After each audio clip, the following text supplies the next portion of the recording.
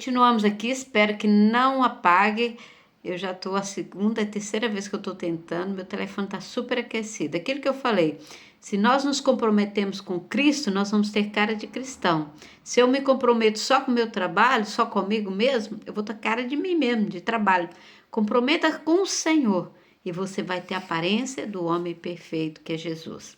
Existem certos fatores que são cruciais para que haja crescimento. Eu sei que falar de crescimento é aparentemente algo sem sentido, já que esse processo deve acontecer independente de nossa vontade ou escolha. Não, nós devemos ser comprometidos com o Senhor e desejar o crescimento espiritual. Não é só se acontece, não, eu preciso querer, eu preciso ter vontade de crescer, não? Eu preciso ser exaltada ao crescimento, né? A Bíblia diz que quando eu era menino, falava como menino, sentia como menino, pensava como menino. Quando cheguei a ser homem, desisti das coisas próprias de menino. Em 1 Coríntios 13, 11. O crescimento em Deus é um pouco diferente do crescimento natural. O crescimento natural é espontâneo, acontece independentemente de você querer ou não. Você simplesmente cresce. Fisicamente a gente cresce. Há uns que ficam menorzinho como eu, né? Mas crescemos. Né? Outros crescem muito, como é PAC, né? Mas crescemos. Agora espiritualmente não. Há grandes homens aí que não tem nada espiritual. Há pequenos homens que têm tudo espiritual. Isso depende de você. Você pode ou não querer crescer, né? Então, dessa forma, podemos entender a colocação de Paulo. Para sermos adultos, precisamos desistir das coisas próprias de menino. Né? Porque a gente, às vezes, tudo chora daqui, chora dali. Não, eu preciso crescer, eu estou com dificuldade, eu vou orar. Eu estou com muita dificuldade, eu vou orar jejuar. Eu estou com muita dificuldade, eu vou madrugar. Eu vou pedir a pastora para orar, eu vou pedir os obreiros para orar. Vou levantar um exército de oração e a batalha vai ser vencida. Quanto mais nós crescemos... Olha, uma coisa interessante, quanto mais nós crescemos, mais dependemos um dos outros. Quando às vezes a gente conversa, pedir para orar para quê? Pedir para jejuar para quê? Eu posso fazer isso. E à medida que nós oramos, buscamos, vamos ficando mais tempo na igreja, nós vamos ter a necessidade de orar, a necessidade de buscar, a necessidade de depender da oração dos irmãos, do jejum de irmãos. Às vezes a gente não consegue jejuar. Peça ao irmão, pode jejuar por mim? Isso é pedir por necessidade, porque nós todos devemos jejuar juntos ou em separados. Amém? Então nós devemos crescer como homens de Deus, como mulheres de Deus, e Cristo vai te revelar todas as coisas, né? O problema é que muitos não querem desistir, antes desejam continuar sentindo criança, recebendo toda a atenção, recebendo leitinho na Xuxa. E não é isso, irmãos. Precisamos crescer, ler a palavra, ser pregadores, ser anunciadores, ser evangelista, ser pronunciadores do evangelho, né? Muitas pessoas têm vindo para a vida de nossa igreja, sempre compartilhando o quanto estão crescendo. Mas eu fico ponderando a respeito do que elas querem dizer a respeito de crescimento, né? Muitas vezes nós não entendemos o crescimento espiritual que Deus tem. É preciso aproveitar a oportunidade. A vontade de Deus é que sejamos equilibrados em nossos crescimentos. Muita gente cresce muito rápido, né? Na vida espiritual, na santidade, na santificação, e depois esquece alguma coisa, passa por cima da igreja, passa por cima dos irmãos. É preciso ter um crescimento maduro, é preciso ter um crescimento edificado sobre a rocha, para que se vier a luta, a tempestade, você não caia. Aqui nós vamos apresentar algumas dimensões do crescimento. A dimensão do caráter, né? O lado mais importante do crescimento espiritual é o caráter. Quando nós nos convertemos, uma das primeiras coisas que mudamos, eu já falei sobre isso em alguma aula, é mudar o nosso caráter. Eu era mentiroso, eu não vou ser mentiroso mais. Eu era enganador, eu não vou ser enganador mais. Eu era corrupto, eu não vou ser corrupto mais. É muito importante o nosso caráter. A nossa palavra tem que ser sim, sim e não, não. Eu preciso ser edificado sobre a rocha. Então, a primeira mudança, o primeiro crescimento é o nosso caráter. O nosso caráter não pode ser questionado. Quando alguém falar de nós, Olha, eu confio na Robinilda, eu confio na Celeste, eu confio na pastora. Tem que ser com autenticidade. Eu falei nomes, mas é todo mundo, tá? Todo mundo. Não vou falar os 7 nomes aqui. Todo mundo precisa ter caráter cristão, ter identidade de Cristo. A dimensão do nosso conhecimento. Qual é o tamanho do seu conhecimento? Eu sei tudo. Eu não sei nada. Ninguém sabe tudo e ninguém sabe nada. Se você está na igreja um dia, você sabe alguma coisa.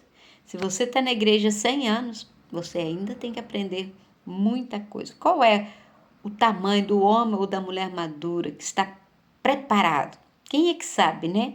O homem maduro no espírito sabe por que Deus fez algo e por que ele continua a fazer. Ele compreende, o homem que é amadurecido, a mulher, ele compreende aquilo que Deus quer fazer. Se Deus está atrasando, Deus não está atrasando, Deus está preparando. Questionar a Deus é preciso ter sabedoria para isso, porque grandes homens de Deus questionaram e Deus não respondeu, porque você quer ser maior do que Deus. Então é crescer na medida certa, no momento certo, saber o que Deus quer para você, o que Deus vai fazer para você. A dimensão da fé. Isso aí você pode crescer bastante, né? A Bíblia diz que a fé vem pelo ouvir e o ouvir da palavra de Deus. Se eu acredito em algo, eu preciso ter esse tipo de experiência. Percebemos a maturidade de um filho de Deus observando a sua fé. Saber esperar, saber entender o propósito, o tempo que Deus tem para nossas vidas. A dimensão dos relacionamentos, né? Existem pessoas que elas são cheias de fé, elas manifestam, né, um caráter íntegro, um caráter maravilhoso, conhecem muito da palavra de Deus, mas que ainda são imaturos em seu relacionamento. Né? Conhece muita palavra, tem fé, mas não tem relacionamento. Eu vou à igreja uma vez por mês, eu oro uma vez por mês, não adianta. Eu leio a palavra já há 45 anos que eu leio a palavra. Eu já li a Bíblia não sei quantas vezes, pelo menos umas 30, 40 vezes eu já li toda a Bíblia. Mas não adianta. Se eu não tiver um relacionamento com Deus, se eu não orar e ler a palavra todos os dias, e cantar, e falar de Deus, isso é relacionamentos, né? Há alguns gigantes na fé, mas anões em seus relacionamentos. A medida de um varão perfeito, né? Fatores para um crescimento espiritual. Ensino. Eu preciso aprender. Quando há um ensino na igreja, os cultos são de ensino, todos os nossos cultos são de ensino.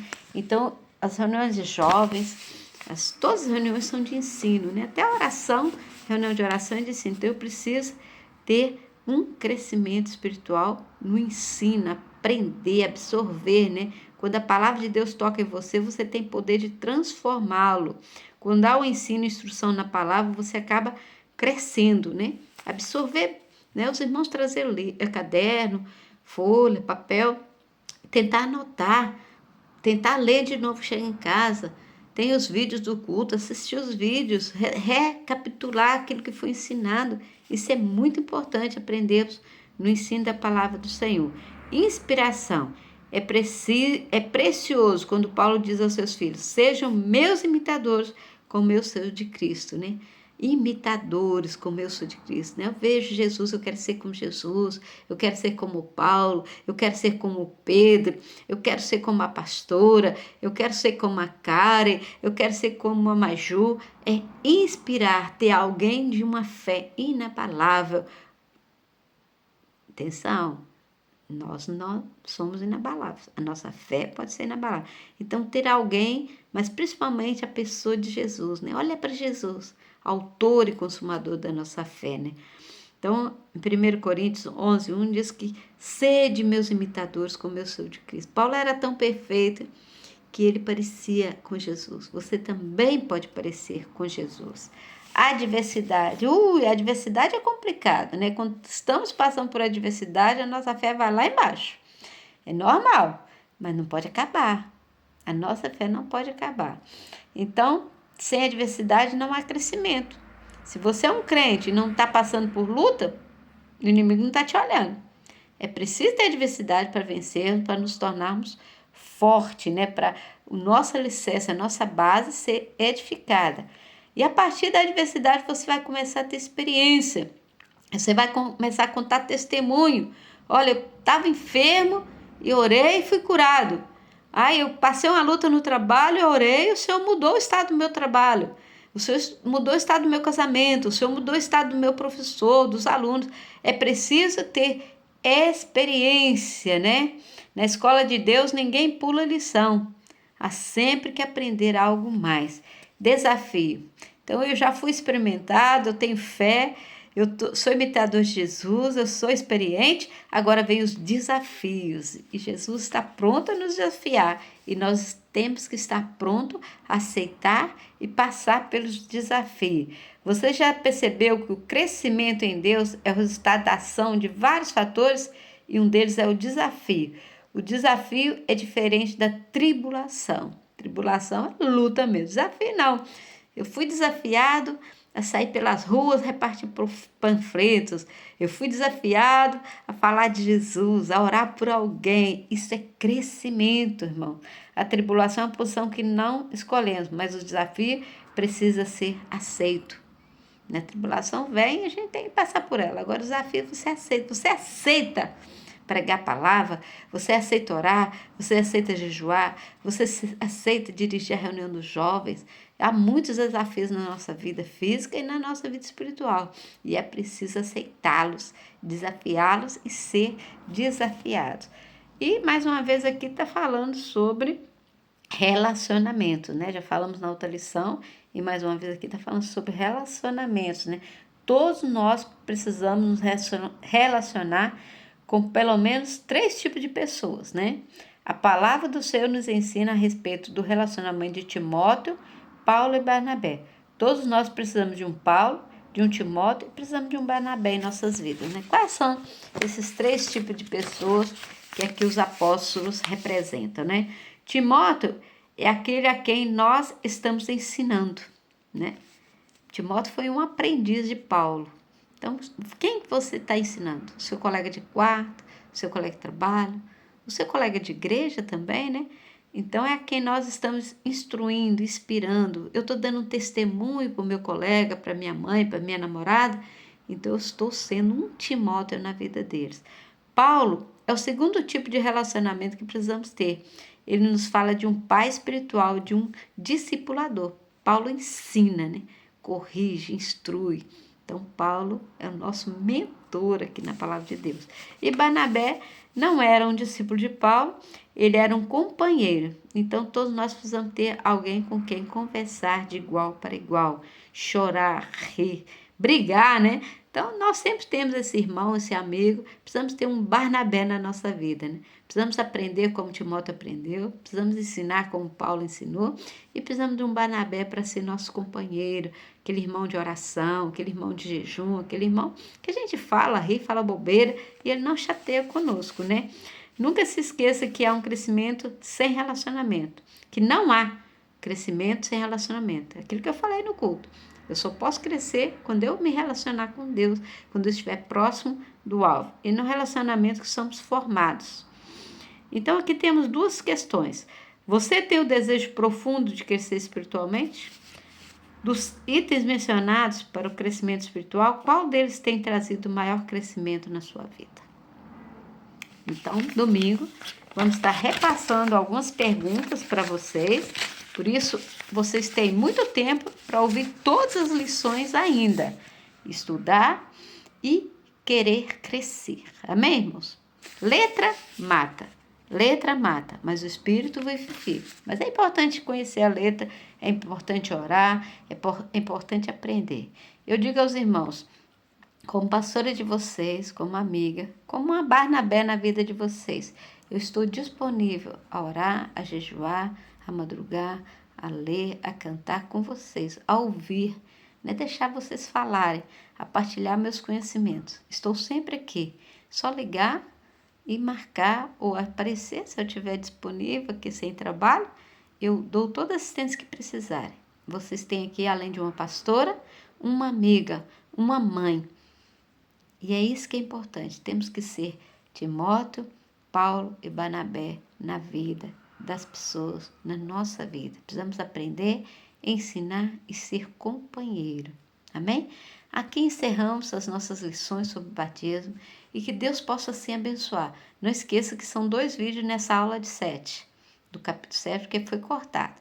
Que Deus assim nos abençoe, que Deus assim nos traga paz, que Deus assim nos instrui, para que domingo tenhamos um bom batismo, cheio de poder, cheio de graça, cheio de honra. Em nome de Jesus. A paz do Senhor.